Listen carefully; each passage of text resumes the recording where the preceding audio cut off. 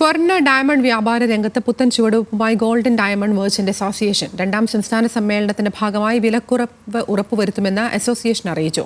സംസ്ഥാനത്ത് വിവിധ ജില്ലകളിലായി സ്വർണ്ണ മാൾ തുടങ്ങുന്നതിനുള്ള ഒരുക്കത്തിലാണെന്ന് അസോസിയേഷൻ സംസ്ഥാന പ്രസിഡന്റ് ഡോക്ടർ മുഹമ്മദ് മൻസൂർ അബ്ദുൽ സലാം പറഞ്ഞു. സ്വർണ്ണ ഡയമണ്ട് വ്യാപാര രംഗത്തെ കൂട്ടായ്മയായ gold and diamond merchant association 2 വർഷം പൂർത്തിയാക്കി. രണ്ടാം സംസ്ഥാന സമ്മേളനത്തിന്റെ ഭാഗമായാണ് പുതിയ പ്രഖ്യാപനങ്ങൾ നടത്തിയത്. വിലക്കുറവാണ് ഇതിൽ ഏറ്റവും പ്രധാനം.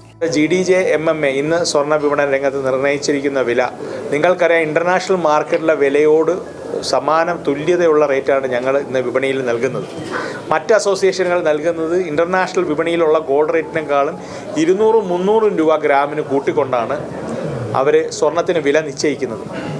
ഞങ്ങൾ അതിനെല്ലാം വിപരീതമായി സത്യസന്ധമായ രീതിയിലാണ് GDJ-MMA ഞങ്ങളുടെ ആപ്ലിക്കേഷനിലൂടെ എല്ലാ ദിവസവും ഞങ്ങളുടെ സ്വർണ്ണ വിവരം നൽകിക്കൊണ്ടിരിക്കുന്നതും.